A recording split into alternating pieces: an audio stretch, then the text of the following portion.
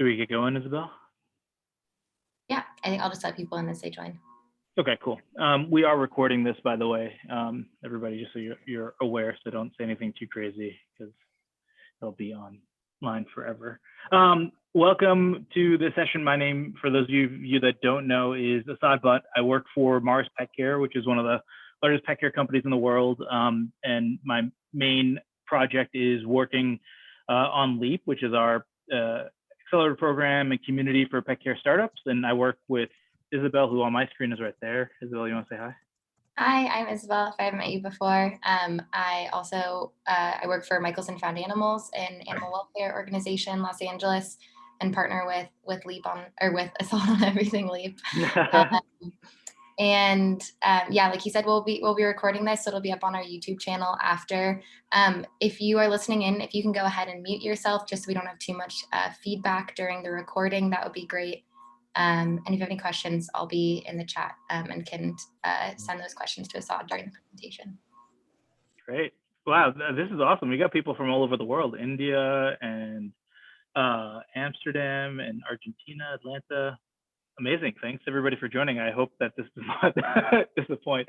So for those of you that don't know, LEAP is, it's one of the first accelerator programs specifically for pet care founders. Every year we do an accelerator program where we invest in the best of the best pet care companies from around the world, and we invest $200,000 in them. And then we have this academy programming that we do. This is part of the academy, which is kind of free programming and connections and mentorship for pet care founders that are working on cool things.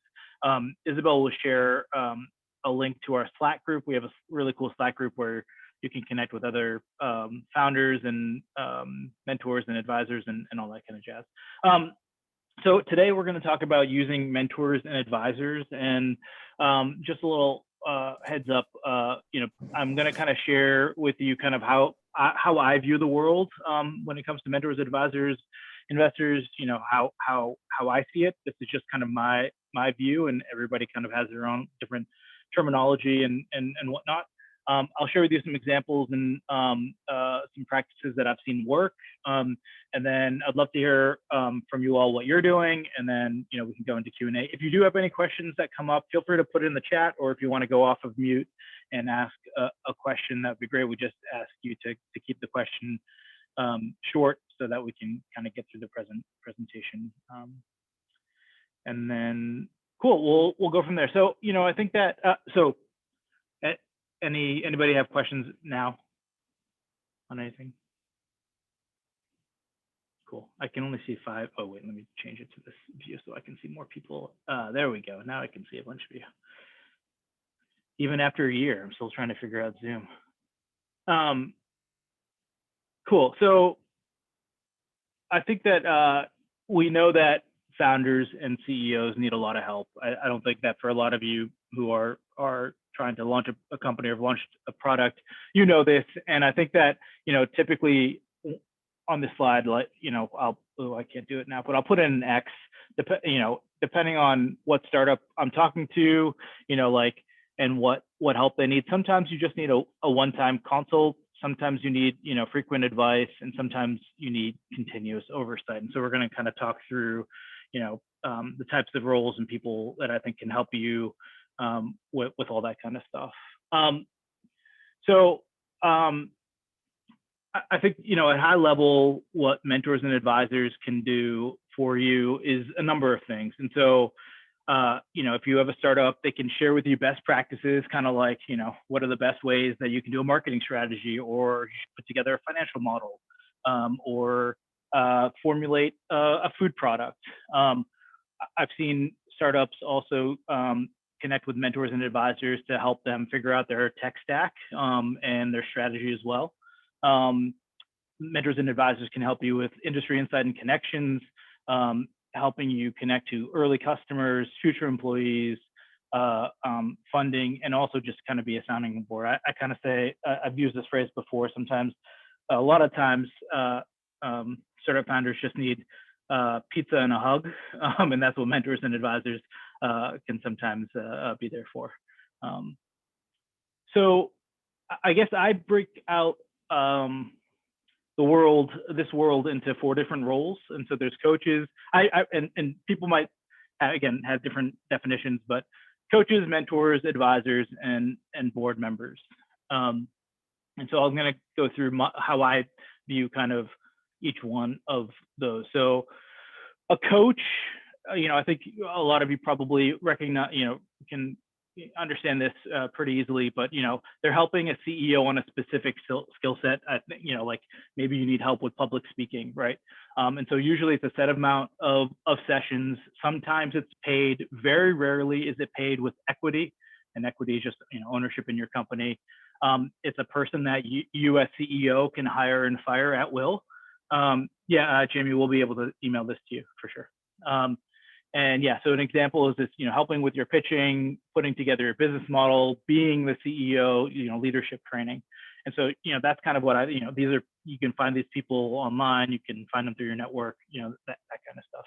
But yeah, usually it's a sometimes, paid relationship.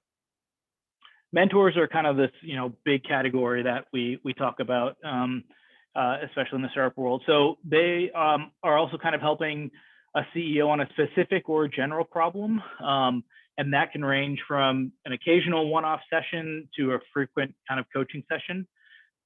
It's sometimes paid with equity and option. I would say that most of the time it's not. But sometimes if you have a really compelling mentor, they might ask, or you might be willing to give them, a small percentage of your company or some options in your company. Sometimes an agreement is in place. I would say that most of the time there's not. And a mentor should be giving you recommendations or advice, but does not have any ability to kind of approve things.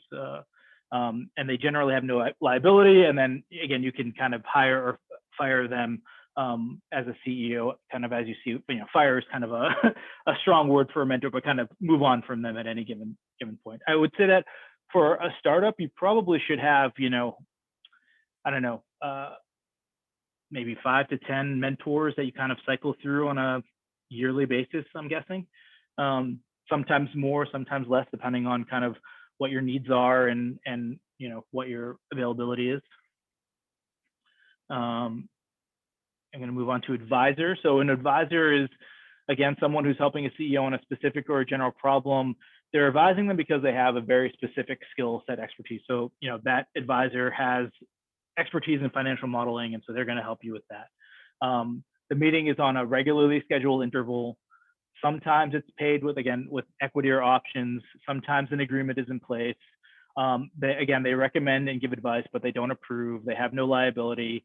The CEO can hire and fire. And I think one of the big differences between this and a mentor is that the relationship is often publicized. And so, you can put their name and picture on a deck or on your website, and they're kind of bringing some validation to your company. And then the next is directors. And so, did I miss one? Yeah, directors. So this is a legal relationship that you have with someone, with your company. They represent shareholders. They have a fiduciary responsibility to all shareholders. They hire and fire and evaluate you. Typically, they meet quarterly. Sometimes it's more often, depending on the stage of the startup and the stage of the company or what's going on. And they review and approve major corporate objectives, policies, budgets, and strategies. And often their relationship is publicized. I'm going to pause there. And any questions before we move forward? Again, this is kind of like how I view the world. You might view it differently. Asad. Yeah. The main question as you're going through these, where do you find these people? That's the question. Yeah. Where's the pool that we can resource from? Sure. Yeah, we'll get to that for sure. Let me write that down just to make sure that. Great.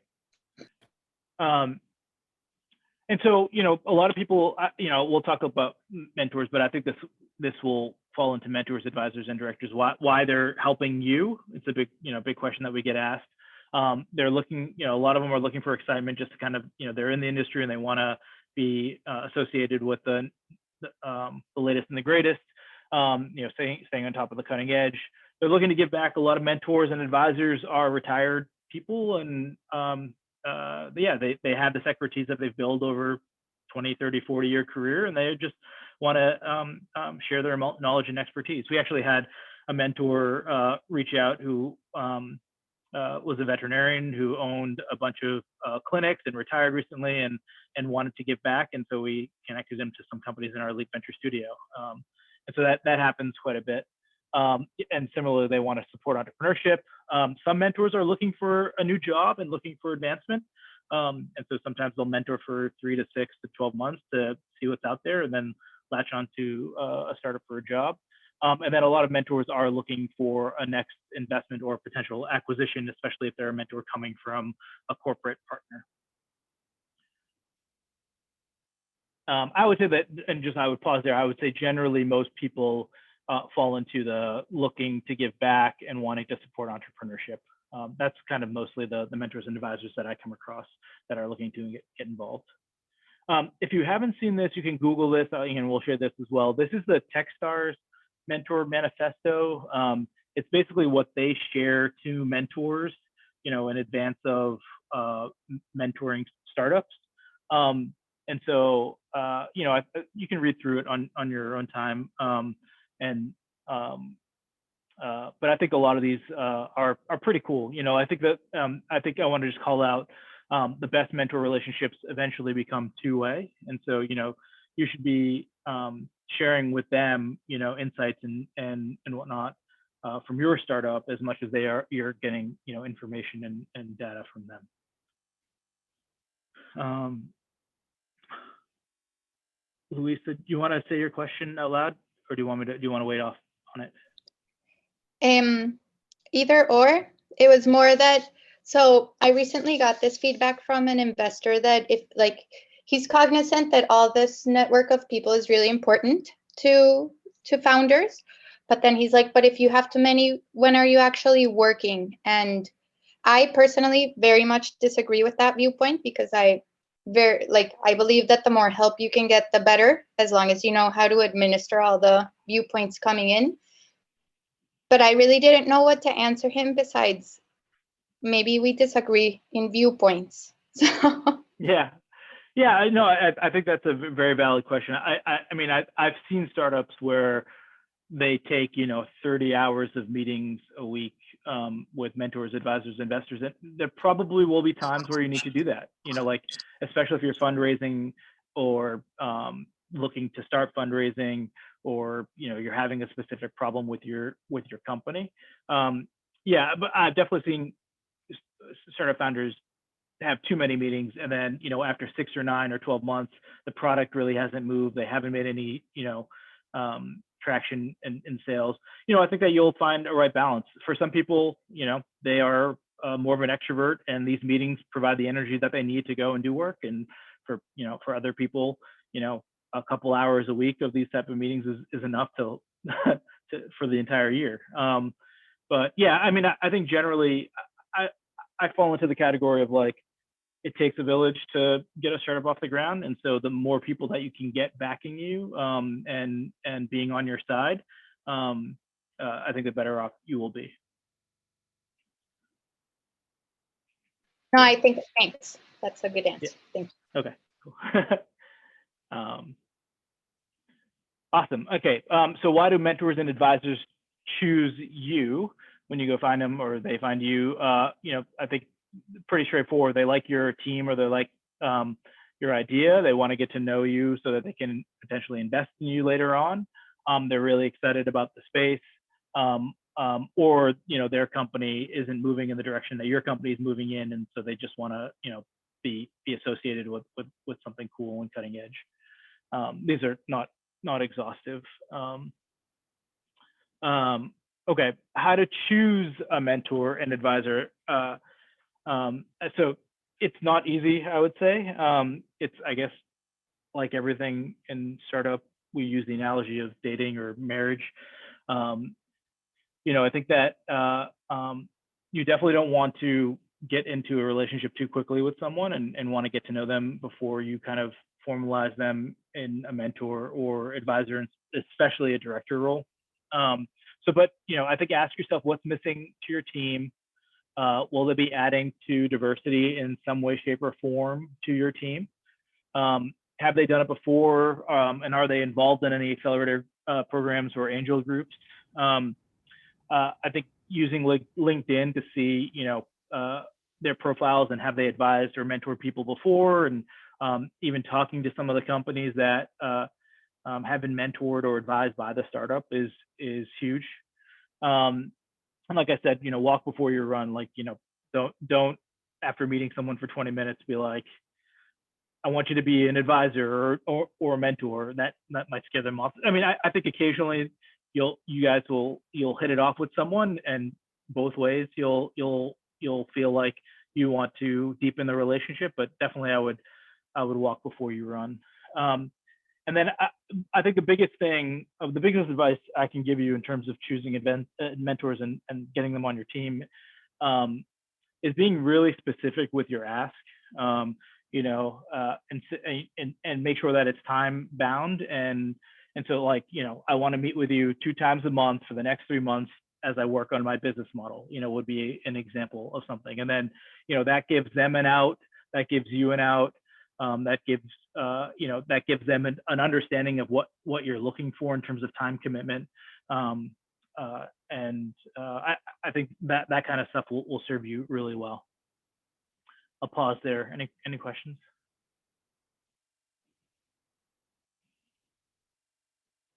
Cool. All right. This is just something that one of my former startups used. And again, you can probably replicate this pretty easily in Excel, but they put the mentors' names that they met during the course of the accelerator program, and then how they wanted to interact with them moving forward, and what the person's role was, and the reason that they wanted to connect with them, and if they were a funding source or not. I think that tracking the people that you meet and the relationships as you go on the startup journey is super important, and using something like this will be very helpful as well. Things to consider. So startups get more value from someone who can add skills that they need, that can manage people or conflicts, attract customers, or raise capital. And so, definitely when you're looking for mentors or advisors, making sure that they have one of those type of skill sets is hugely important. You definitely want to find people that you can trust and confide in.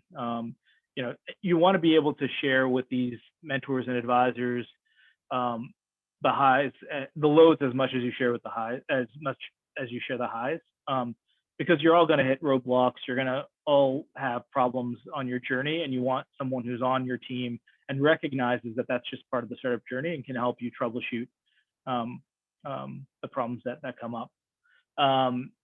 It is a relationship. It's something that you have to work on, on a weekly, daily, basis. And so, we'll get to one way that you can do that.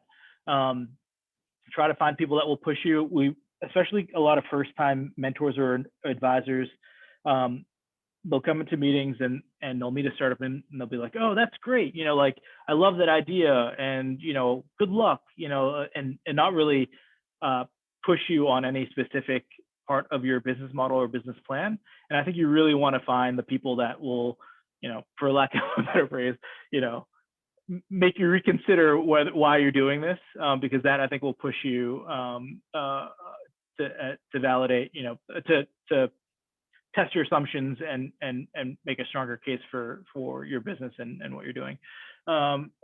Leta or Lita, I'm not exactly sure how to pronounce your name. Do you want to ask your question out loud?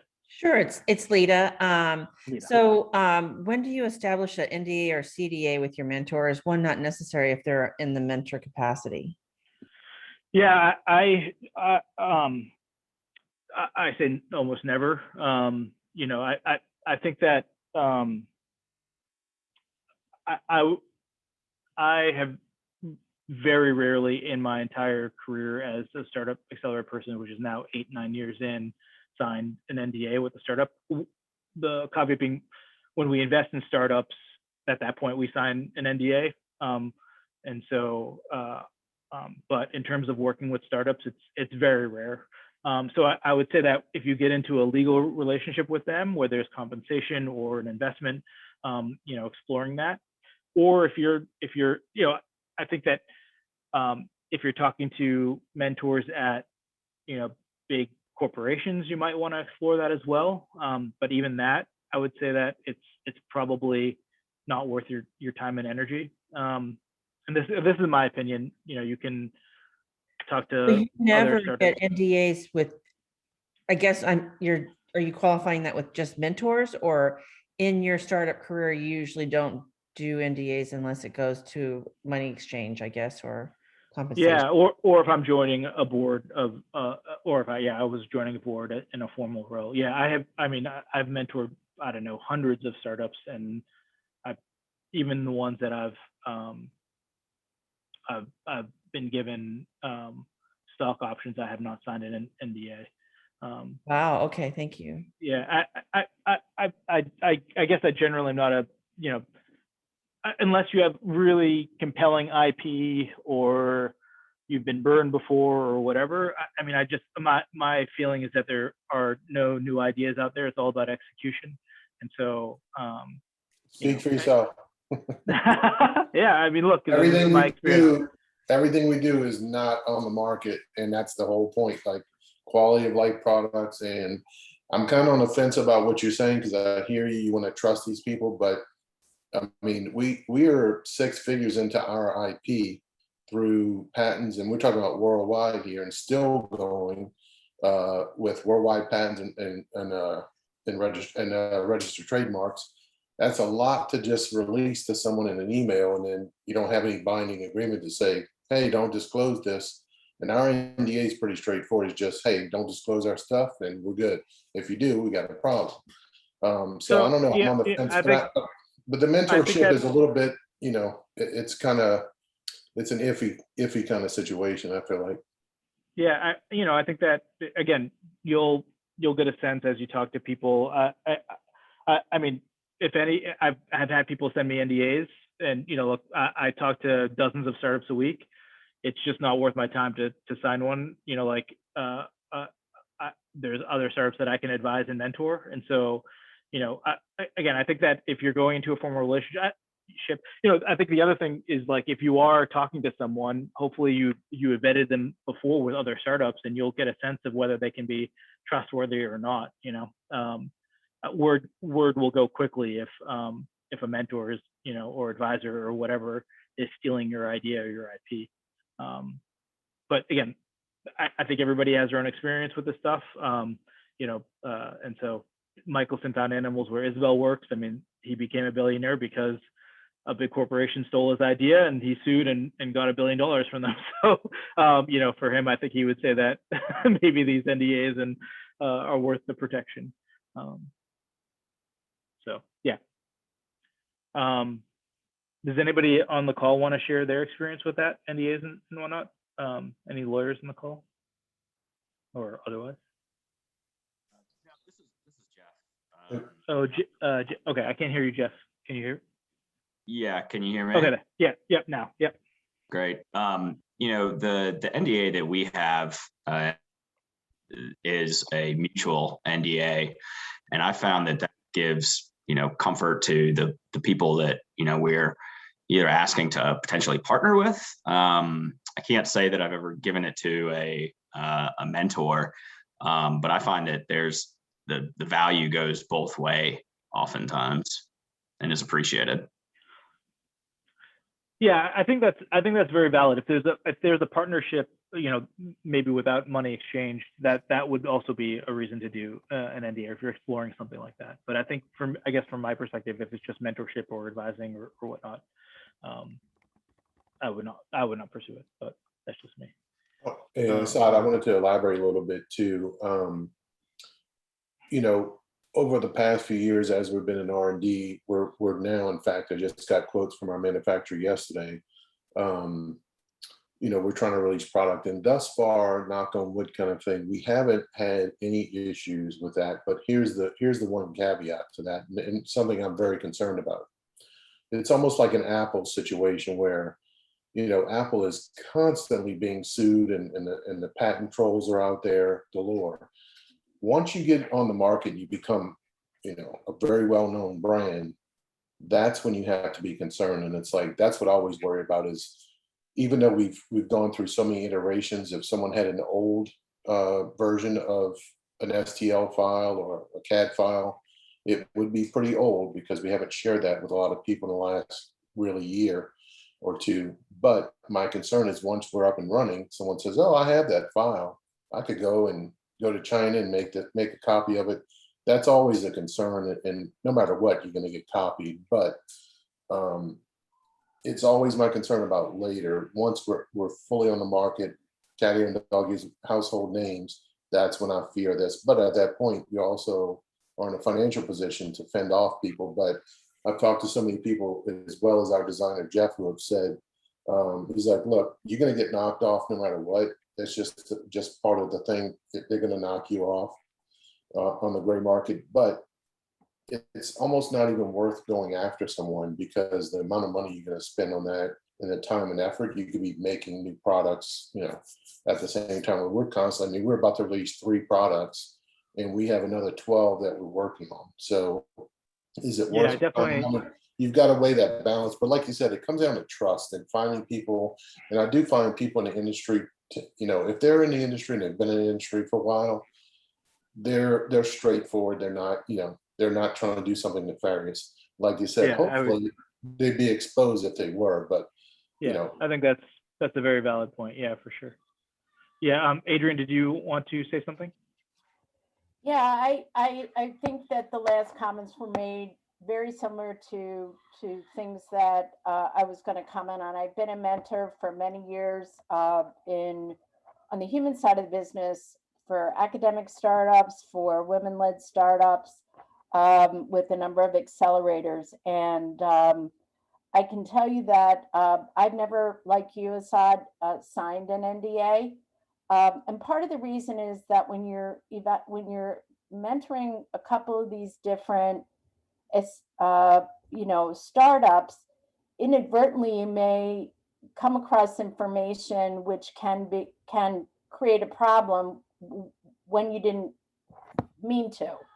And I find that unless it's something really specific and it becomes a judgment call for the entrepreneur, if they really feel that mentor has information, expertise that's valuable for them, then it's a judgment call that they're going to have to make, and a trust factor. Most relationships that I've been involved with, if it's something where I feel that I may have information that could conflict, then I come right out with it. But that doesn't mean that I can't be valuable as a mentor for a company and still not share confidential secrets. It's kind of a trust factor, and also almost an expectation that as a mentor, we're conveying information to you because we value your opinion and your guidance. And I just don't think most mentors are going to go out and start sharing that. These are small industries, and people know information gets out there fast if somebody is not, following the rules. Thank you. Yeah, that was very well said, and I appreciate your perspective, and also I love your background. Oh, thank you. Well, we're going to move on I got 3 more slides, and then we can get to some more questions. One thing that I like to share with startups is that I think you should all try to hold an advisory board meeting a couple times a year. And again, it's harder in COVID, and actually it might be easier in COVID to get people together. But what I've suggested is to 2 to 4 times a year, put together like a 2 to 3 hour meeting with your mentors and advisors, and share your 6, 12, and 24-month goals. It's really great for building excitement and accountability. And it's really also really cool for your mentors and advisors to meet one another as well, because a lot of times, that helps them expand their network, and, can also kind of help them realize that you are capable of bringing 18 players to the fold. And then I think this kind of thing is also really helpful in advance of your fundraising.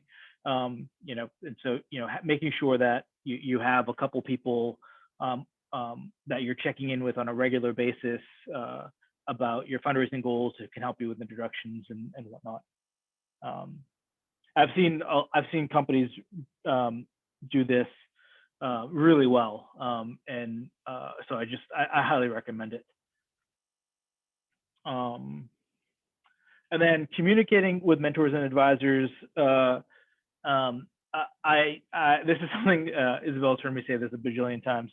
I don't know how many startups I've shared these next two slides with, but probably well over 200 startups. And basically, I'm recommending that whether it's once a month or every other month, that you send out an update about what's happening with your company to your list of mentors, advisors, your previous mentors and advisors, investors, potential customers, basically giving them a report on what's happening in your company, the highs and the lows. I think that it's a form of reporting, and I think what is really exciting about this is that sometimes, not exciting is the wrong word, but I've seen a lot of companies use this to their success. One company that I'm very close with, he was really good. The first of every month, we got an update from him. He actually did two updates, one on the state of the company and one on the state of sales within his company. When his company hit 1 million users, all of a sudden, people that he didn't even think were reading his newsletter reached out to him to schedule meetings and whatnot. So it's a great way to informally update all these people that you're meeting on your journey. We might not respond to the emails that we get, but we are reading them, or at least skimming them. And I've seen recently even people just put the TLDR, the too long, didn't read, with 4 bullet points at the top, but then the rest is a long email. I just highly recommend it. Getting into the habit and is really important. And it's also a good way to keep you top of mind with a lot of people. And again, Isabel and I meet, 200-300 startups a year. And if we don't hear from you, if we hear from you in January, and then applications come around in September, and we haven't heard from you in the interim, it's a lot of this out of sight, out of mind type of thing. And even if you're working on the best thing, it helps to kind of build that relationship. Also, I'll say that when you're going out to talk to investors, especially new ones that you haven't worked with before, sometimes they'll ask you to send you your last 3 updates or like what you've been doing the last couple of months, and these you can just forward them on, right? And I guess what this really does is allows you to prove to mentors and investors that you can set goals and that you can hit goals over the course of the long term. And I think that's a super important thing for mentors and advisors and definitely investors to realize in you.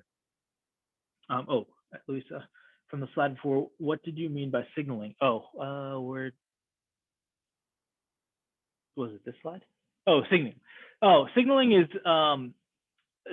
is an example of signaling would be if I had a mentor on my mentor list that was like the CEO of Mars Pet Care, and I was pitching to Nestle Purina or someone else, just kind of like, what does it mean if this person is on your pitch deck or as a mentor and advisor? Just like, what is the signal that it's sending out to potential investors or advisors or other mentors or customers even? And just so this is what to include in your update. I would say Louisa and her team put together an amazing update. They're one of the few ones that actually, when we asked them to send updates, they did it on a regular basis. So, high level summary, 1 to 3 kind of KPIs. If you want to say anything about the financial intel and cash left, HR highlights, and then definitely within them, you should kind of share what's happening in the near term, and then also have a section on asks. So like, you know, I'm looking for someone to talk to about my investment deck. I'm looking for an introduction to, you know, a school that I can sell my product to, whatever it may be. I've also seen people use this what to include, have a section where they give thanks, and they have, you know, thank you to Isabel for setting up the webinar or whatever.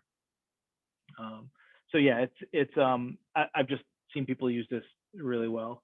Sorry, Alejandra, do you want to say your question out loud? Hello? Hello. Do I read it? Yeah, if you want to, yeah. My English is not perfect, sorry. It's okay. My question is if you would recommend to work with local mentors or advisors, because here in Argentina, we have difficulties to get experienced mentorship in our area, but we are not sure if a person from another country could understand our macroeconomy. Yeah. So No, that's the question. What is better for us? Yeah, that's a great question, and I think that my advice would be probably get a mix of both, and I guess it kind of depends on what you're selling and where you're selling it to. You know, I think that certainly you can get general business advice and marketing advice from anybody, and so outside the country is just as good as inside the country.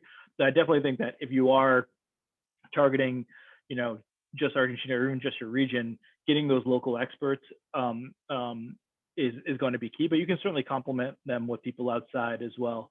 Alden asked kind of, where do you find mentors? Yeah, I mean, I think that there are a number of places that you can look, and, you know, I think the first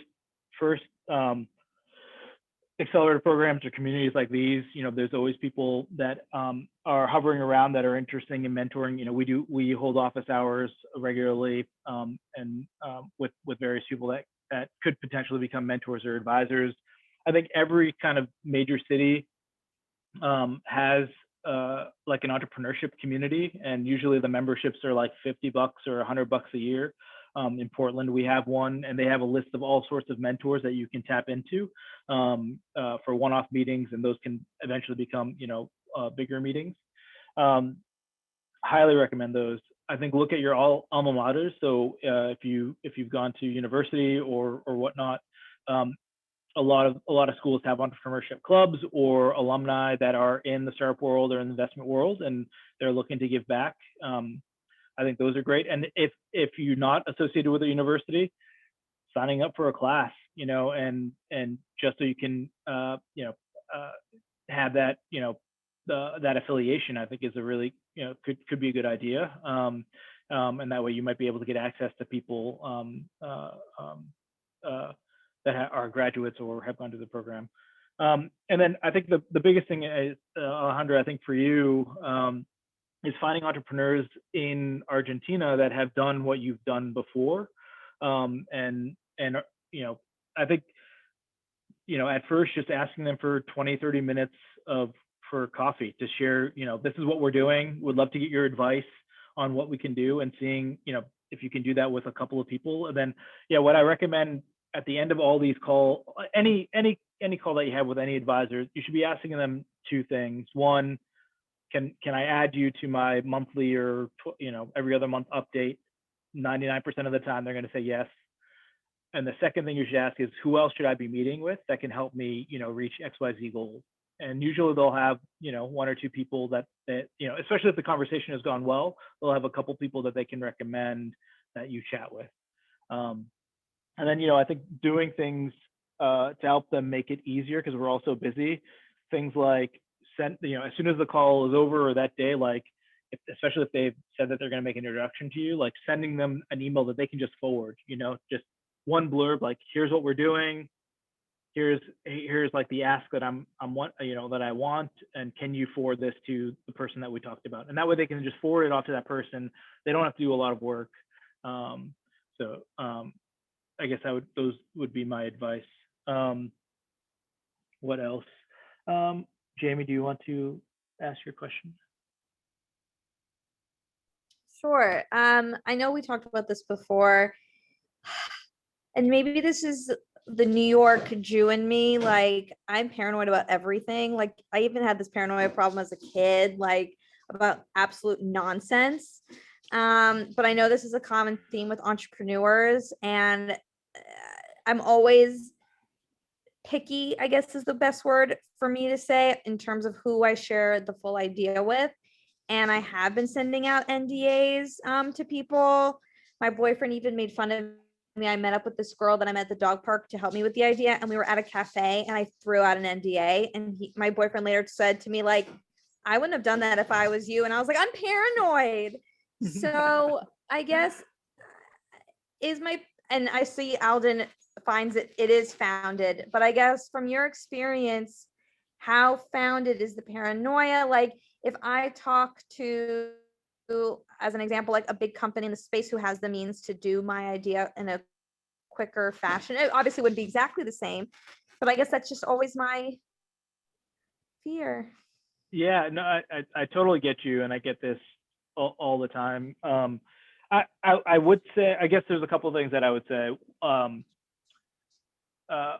One, I'm guessing that, we'll take Mars for example, like whatever you're working on, I have no clue what you're working on, but my guess is that someone at Mars has thought about it a bit before, and or someone at Mars is working on, your general idea, or Mars has passed on it, I think that that the likelihood of that, of one of those three scenarios is, I can probably say 100% for most ideas, right?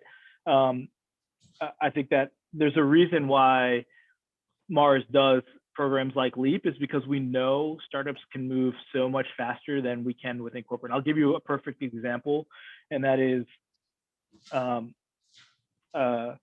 a couple of years ago, we invested in this company called Jiminy's, which was doing cricket protein treats. You should definitely check them out if you're interested in that kind of stuff. And they pitched to our pet care leadership team. And after she pitched, the CEO of Mars Pet Care turned to everybody in the room and was like, "We've been talking about doing cricket protein treats for 10 years, and it's going to be another 10 years before after I retire, that we actually get a cricket protein, treat to the market, right?" And that's just because of the internal red tape and all that kind of stuff. And so, for us, the reason that we invested and partnered with, Jiminy's is because we know that they can move faster and validate the market.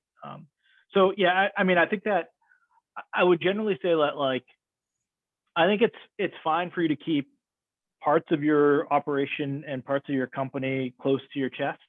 Especially if you're talking to potential partners or acquirers or someone that could that could do what you're doing. But at some point you got to make what you're doing public. Right. And so for me, why not do it? Why not do it now? And if I were to bet on a corporate doing whatever you're doing versus you, I think that a lot of people would bet on the entrepreneur as opposed to the corporate, just because of the red tape and the hurdles. So that's very nice of you to say.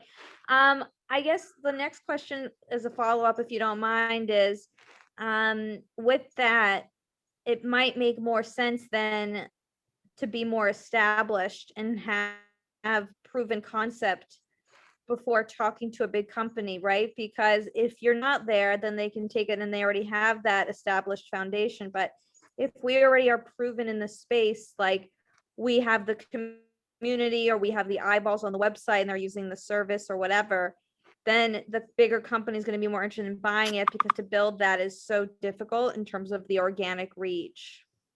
Yeah, 100% agree with that. I think generally I get this question a lot from startups that are at the idea or the early stage. They're like, if we just partner with Pedigree, then we'll have $1 million, we'll have $1 million in revenue. And, so can you introduce me to the Pedigrees guy?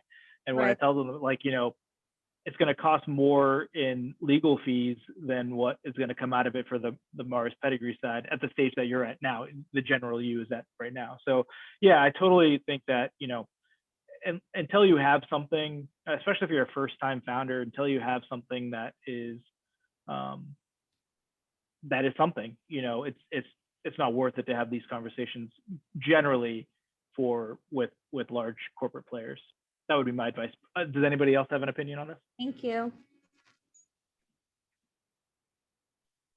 Asad, I want to reiterate something that maybe three leap meetings we had ago.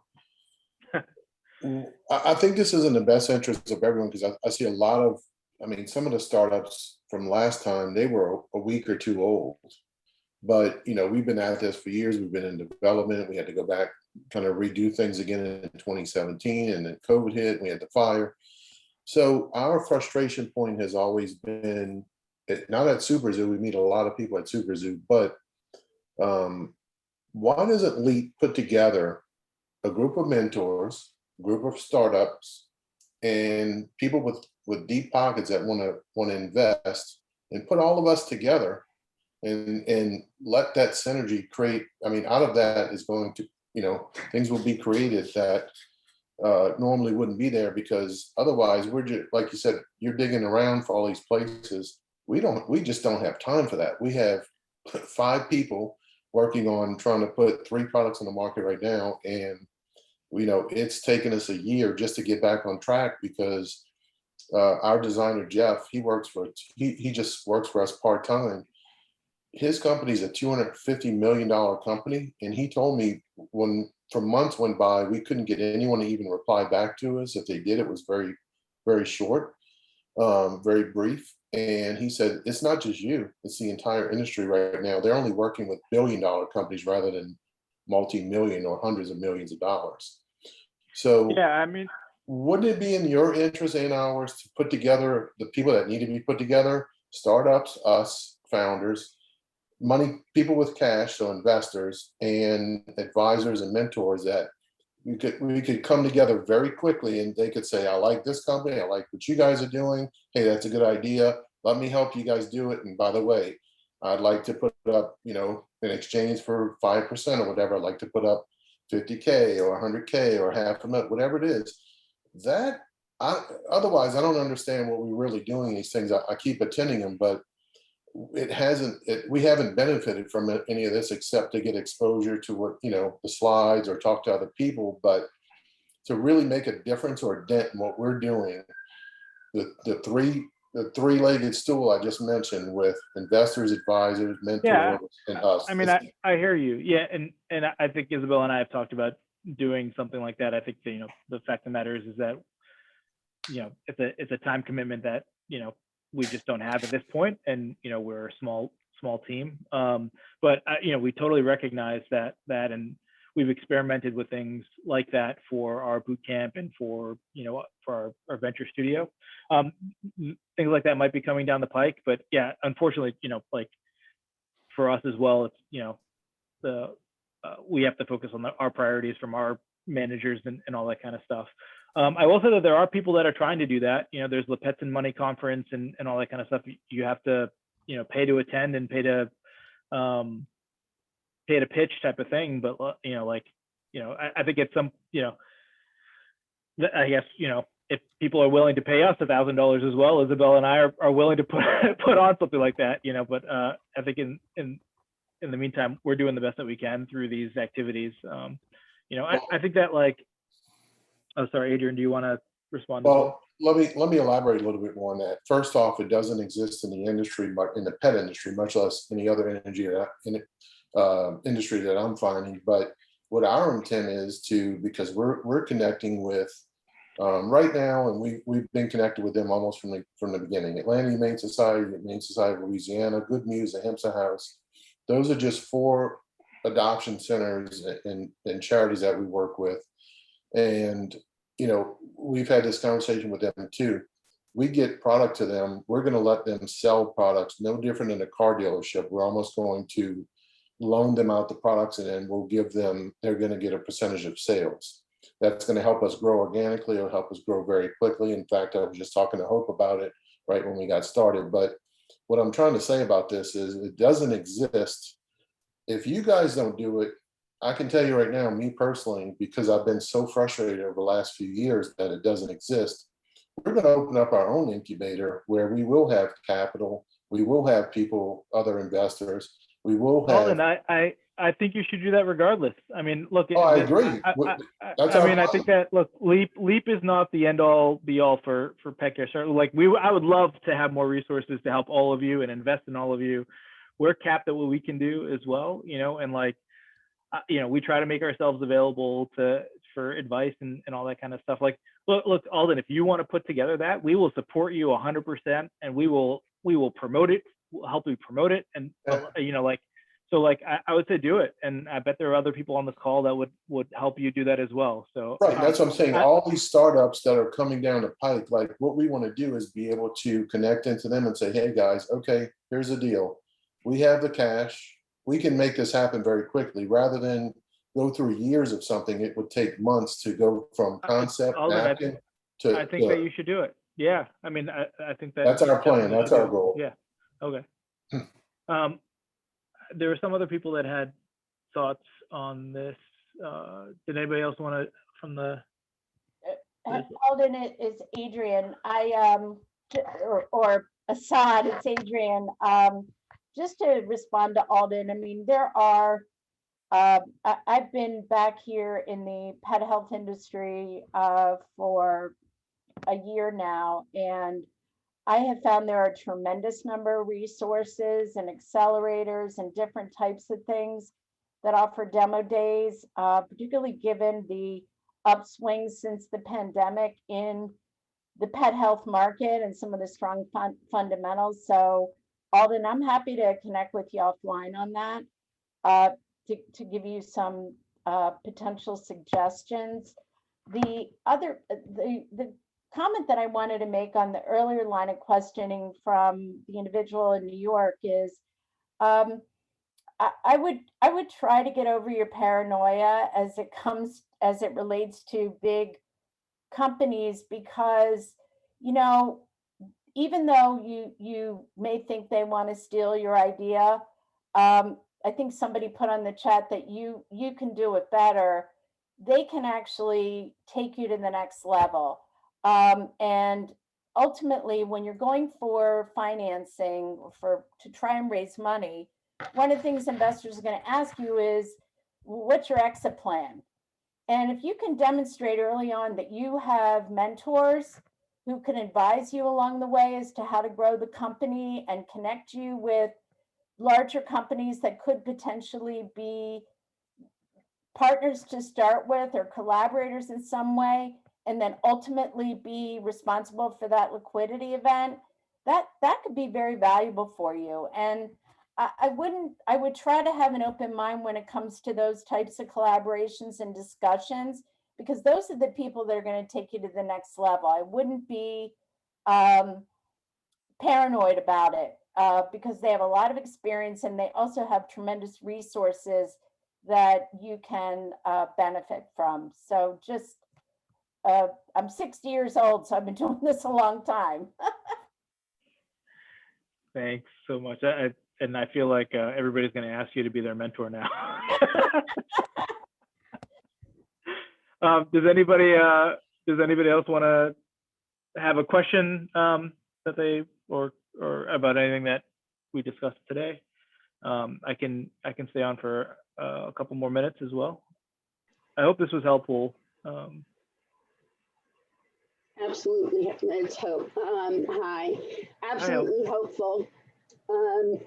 Two things I wanted to ask. If on your last discussion here on what to include on updates, that's all business related. So if you were sending out something like a monthly newsletter format, then instead of that, could it just be a simple, quick email to send numbers to those people? Yeah, totally. I mean, I think that you can get into whatever rhythm that you, So I've seen startups, you know, they have their kind of general newsletter that anybody in the world can sign up for.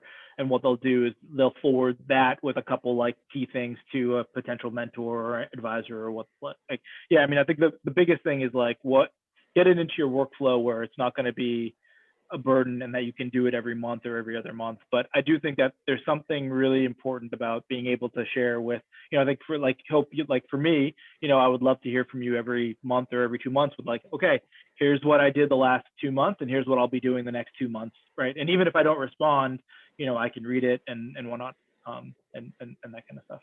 Perfect. And Okay. you're top of mind as well. Okay, perfect. Thank you.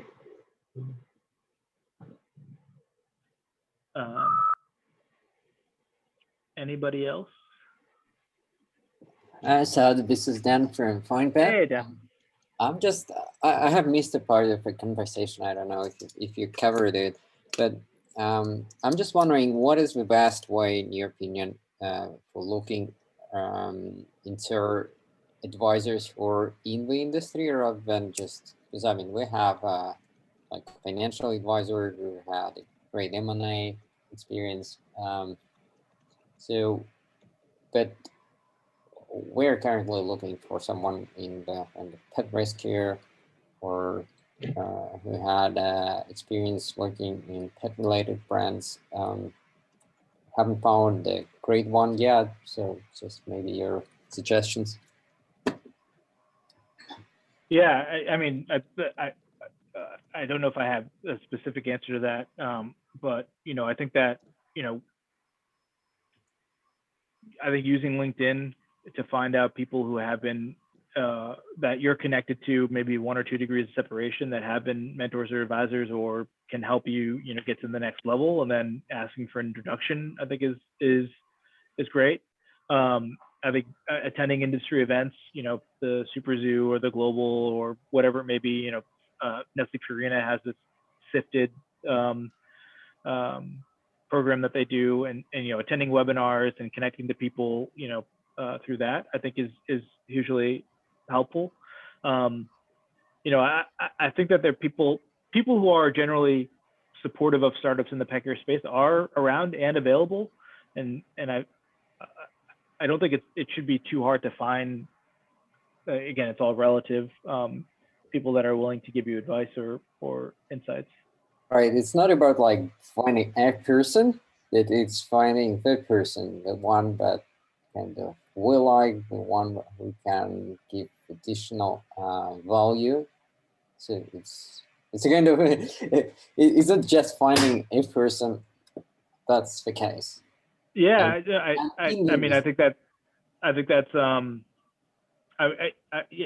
why kind of I made the analogy to dating or getting married. Like, you're going to have to talk to a lot of people to find the right person. That and so I wish that I had a better answer, but I do think it's mentoring and networking and selling yourself and finding that right connection. Yeah, true. Thanks. Yeah. Cool. Anybody else have thoughts or questions they want to share? I mean, the other thing is like use each other. Like, you all have different mentors and advisors that are working with you right now. Like, use a Slack channel and connect with people on this call. Like, I'm looking, we have some veterinarians on this call. We have some MBAs on this call. Like I think that there are other startups that could advise you as well. And then there's also a lot of, I guess I would say, like, attending webinars now or online sessions is also a great way to build your network. And yeah.